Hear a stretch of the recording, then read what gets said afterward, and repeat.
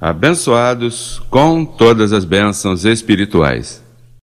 Bem, o tema de hoje e esse tema vai trazer um pouquinho aos opositores e toda essa gente que sempre estão procurando como criticar, mas o tema de hoje é nós aprendendo de Satanás. Imagina que classe de tema, aprendendo de Satanás.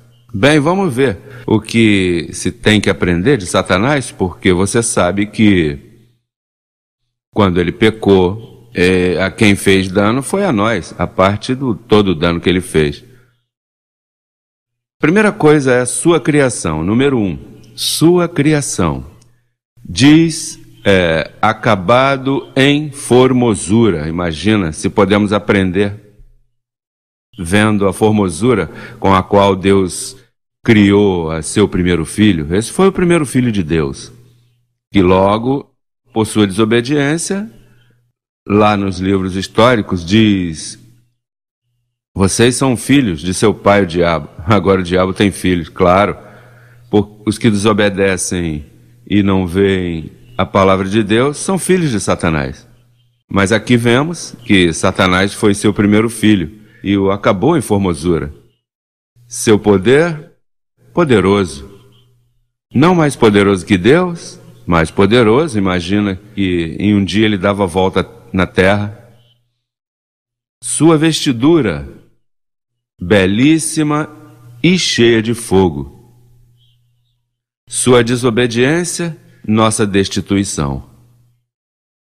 Olha, falando de fogo, que coisa que sempre a religião ameaçava: você vai arder em chama de fogo. E o fogo sempre era usado de forma negativa.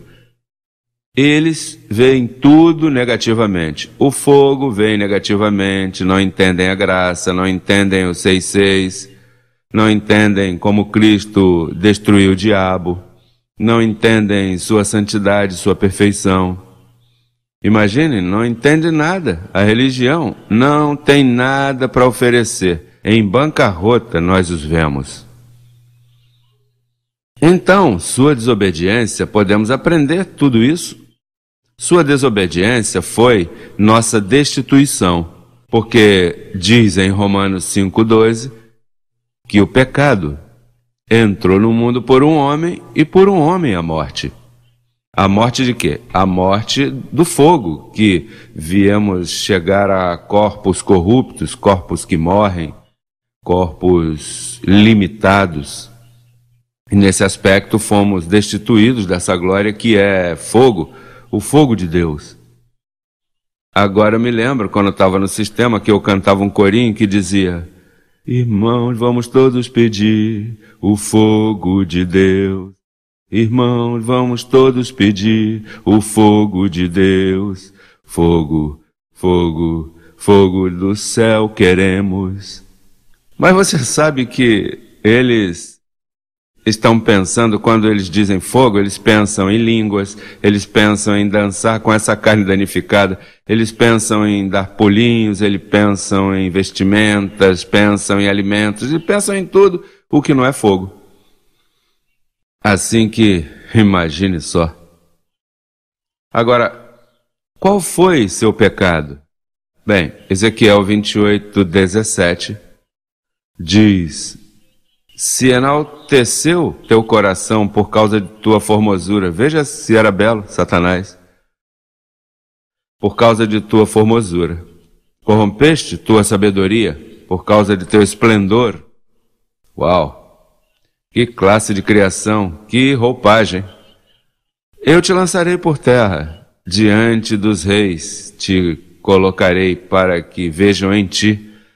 Com a multidão de tuas maldades e com a iniquidade de tuas contratações, profanaste teu santuário. Eu, pois, saquei fogo do meio de ti, o qual te consumiu. Bem, então, agora, nessa ocasião, isso foi um repasse do que podemos aprender de Satanás. Agora vamos ver como Deus começou a reparar o dano que Lúcifer fez à serpente antiga, o diabo, Satanás. Como se reparou esse dano?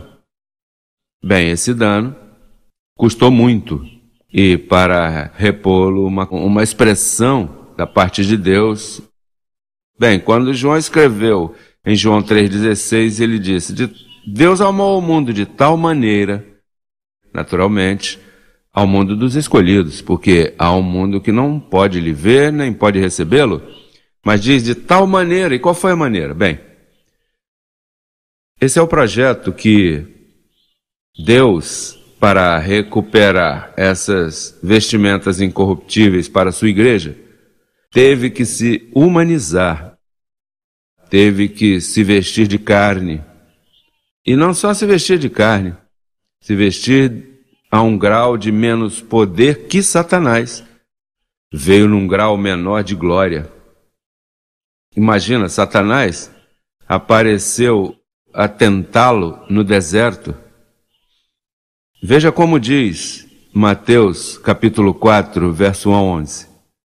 Diz: Então Jesus foi levado pelo Espírito ao deserto para ser tentado pelo diabo. E depois de haver jejuado 40 dias e 40 noites, teve fome. E aqui vem a primeira tentação. E veio a ele o tentador e lhe disse: Se tu és filho de Deus, diga que estas pedras se convertam em pão. Ele respondeu e disse: Escrito está, não só de pão viverá o homem, senão de toda palavra que sai da boca de Deus.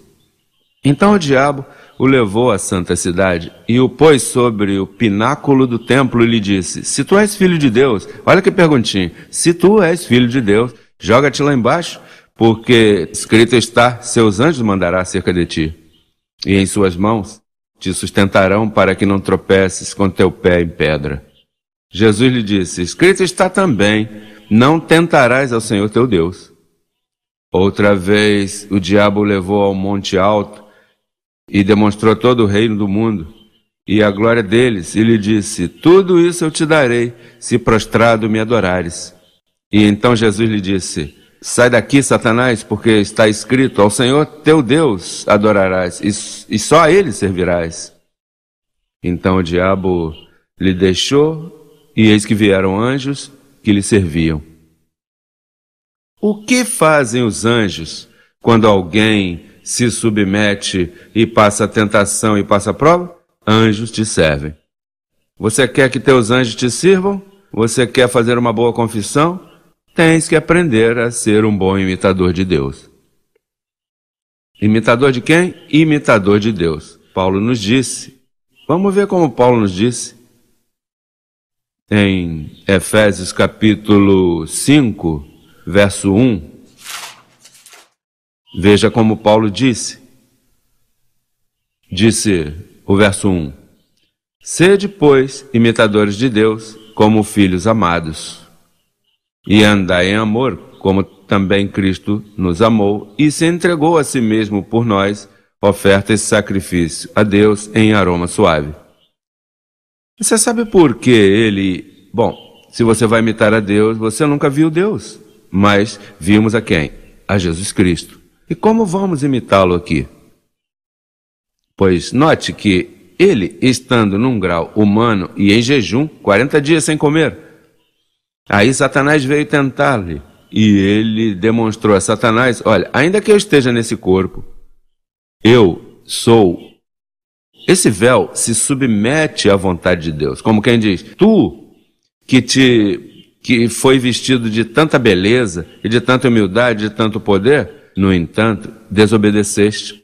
Essa é uma das razões que podemos aprender aqui de Satanás, porque depois que você perdeu essa roupagem e é devolvida a você, você não vai cometer o mesmo erro de Satanás. Daí aprendemos obediência. E essa obediência nos ensina aqui o apóstolo, porque o grau ou a maneira que Deus nos amou para nos devolver tudo o que Satanás nos roubou, tudo o que Satanás fez, o dano que nos fez, de nos vestir dessa terra, de sofrer como os escolhidos têm sofrido. Naturalmente, dentro disso há um plano predestinado que, enquanto vai passando o tempo, vamos aprendendo muito mais. Mas note como diz que sejamos imitadores. Primeiro, sede imitadores de Deus. Depois vem o apóstolo e diz que sejamos imitadores dele. Em 1ª carta aos Coríntios, capítulo 11, verso 1 diz: sede imitadores de mim, assim como eu de Cristo. Paulo era um bom calcador do que Deus lhe mostrou em Cristo Jesus, como foi a cruz, como conseguiu todos os propósitos. Lembram a transfiguração, quando Moisés e Elias estavam ali, estavam falando de como este veio cumprir sua vontade em Jerusalém? Pois a vontade desse anjo que viria como Jesus de Nazaré, ou seja, Deus vestido de carne, era obediência, ainda que estivesse em carne, diz que estava em semelhança de carne de pecado. Romanos 8:3 diz que ele veio em semelhança de carne de pecado. Ele não veio como um super-homem, ele veio desvestido, ele veio em carne má, em semelhança de carne de pecado. A única coisa é que ele não foi nascido por vontade humana, foi Deus quem se formou corpo, como diz em Hebreus 10, diz, me formaste corpo. Então, aqui diz que sejamos imitadores de Paulo, assim como eu de Cristo. E a razão que ele diz sejamos imitadores de mim como eu de Cristo é porque ninguém sabia imitar a Cristo. Se iam imitar a Cristo, poderiam imitá-lo como fazem os católicos, que se vão andando, se vão de joelhos, subir uma escada, como fizeram nessa semana passada, todas as coisas ridículas que vão não se ajoelhar num Cristo de pedra. Lá no Brasil, esse Cristo de pedra, para fazer orações diante dele. Então, Paulo diz, sede imitadores de mim como eu de Cristo, porque eu sim sei imitar o que tem que se imitar de Cristo. Por isso ele diz, eu apresento a ele e a ele ressuscitado, e a ele em seu propósito que veio, no propósito de como aguentou, como se sujeitou, como sofreu para aprender obediência, para ser autor de eterna salvação para nós, os que o obedecemos. Também em Filipenses 3,17, agora não fala ser de imitadores de Deus ou ser de imitadores de Paulo. Diz, os que assim se conduzem, Filipenses 3,17. Irmãos, sede imitadores de mim e olhai os que assim se conduzem, segundo o exemplo que tendes em nós. Quer dizer que tem que buscar gente boa para imitar. Diz um ditado, ao que se arrima ou se encosta em boa árvore, boa cobertura, é assim que diz? Boa coberta recebe, não? Ou seja, temos que nos unir com pessoas humildes, pessoas de testemunho, para ser imitadores de coisas assim. Não podemos estar com qualquer um porque se chame de abençoado. Tem que escolher sua gente, porque, olha, tem gente que não vai na primeira com as primícias, tem gente que vai na outra vigília ou na outra. Tem gente que vem com suas lâmpadas vazias, empresta-me óleo porque é minha, e tem que responder com prudência. Olha, aqui cada um levará sua própria carga, procura teu próprio óleo. Eu tenho minha lâmpada acesa porque aqui cada um leva a sua própria carga, mas não me peça óleo a mim.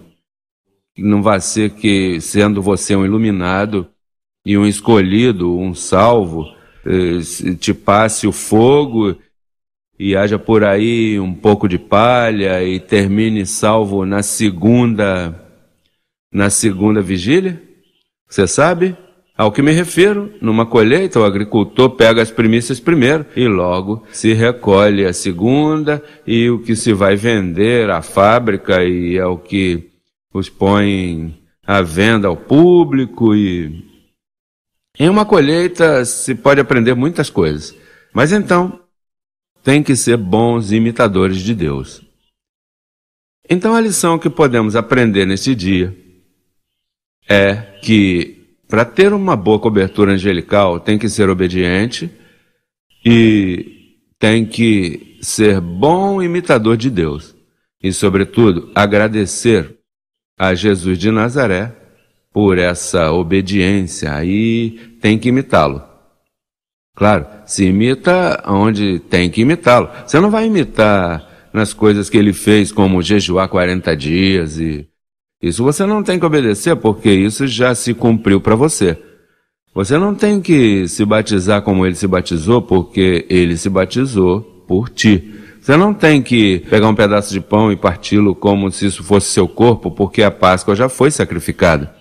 Você não tem que imitá-lo, nem impor mãos, você não tem que imitá-lo em todo o sofrimento que ele passou, porque isso ele passou por ti. Mas podes imitá-lo quando vem tentações a ti, maquinações, e te confunde porque Deus te abençoou e você se acha melhor que outro e maltrata o que está menos que tu.